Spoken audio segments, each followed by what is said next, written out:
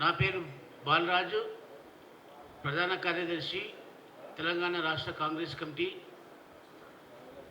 కోట్ల శ్రీనివాసు, కార్యదర్శి, Telangana Congress committee. Ramu, joint convener, legal cell, Telangana Congress committee. ఏదైతే బండి సంజయ్ యొక్క కామెంట్స్ మేము ఖండిస్తున్నాము. పొన్నం ప్రభాకర్ పైన ఆయన ఏదైతే కామెంట్ చేసిండో దాన్ని మేము పిసిసి తరపు నుంచి మేము ఖండిస్తున్నాము. మన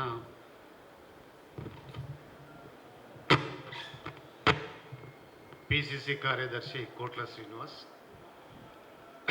ఎంపీ బండి సంజయ్ గారు ఈరోజు మా బీసీ శాఖ మంత్రి పొన్నం ప్రభాకర్ తల్లి గురించి మాట్లాడము, ఇది చాలా తీవ్రంగా ఖండిస్తూ ఉన్నాము.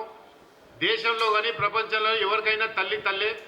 రాజకీయ విభేదాలుంటే, రాజకీయ విమర్శలుంటే వేరే తరహా వేరే పందాన్ని ఎందుకోవాలి, కానీ నీ తల్లికే పుట్టినావా అనేది అని ఎంతవరకు కరెక్ట్ అని నేను బండి సంజయ్ గారిని అడుగుతా ఉన్నాను.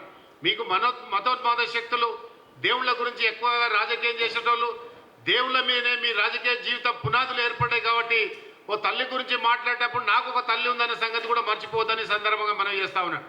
మీరు ఏదైనా విమర్శ చేయదలుచుకుంటే రాజకీయాల్లో ఒక హద్దు పరిమితి అనేది ఉంటుంది. ఆ హద్దు మీరు మాట్లాడుతున్న మంచి బండి సంజయ్ గారు అని చెప్పక తప్పదు. కానీ ఇట్లాంటి వ్యాఖ్యలు ఇంకొకసారి చేస్తే బండి సంజయ్ నాలుక ఘోషిస్తామని సందర్భంగా మనం చేస్తా ఉన్నాను. అదేవిధంగా బండి సంజయ్ ఏదన్నా దమ్ము ధైర్యం ఉంటే నువ్వు మా సవాలు స్వీకరించు. ఇవాళకు 10 సంవత్సరాల తెలంగాణ ఏర్పడి విభజన చట్టంలోని హామీల గురించి మాట్లాడాడు, రైతులు చనిపోతుంటే మాట్లాడాడు, మినిమం ప్రైస్ గురించి మాట్లాడాడు. కేవలం మాత్రం ఈ అయోధ్యను పెట్టుకొని ఈ భారతీయ జనతా పార్టీ నాయకులు దేశవ్యాప్తంగా రాష్ట్ర వ్యాప్తంగా ఏదైతే రాజకీయం చేస్తున్నారో కుహనా రాజకీయాలకు బుద్ధి చెప్పే రోజు దగ్గరుందని ఈ సందర్భంగా మనం చేస్తున్నాను. నిజంగా నీకు దమ్ముంటే విభజన చట్టంలోని ఐటీఆర్ ప్రాజెక్టు తీసుకురా. నీకు ధైర్యం ఉంటే కాజీపేట్ కోచ్ ఫ్యాక్టరీ తీసుకురా, బయ్యారం స్టీల్ ఫ్యాక్టరీ తీసుకురా, గిరిజన యూనివర్సిటీ తీసుకురా, విద్యుత్ సంస్థలు తీసుకురా.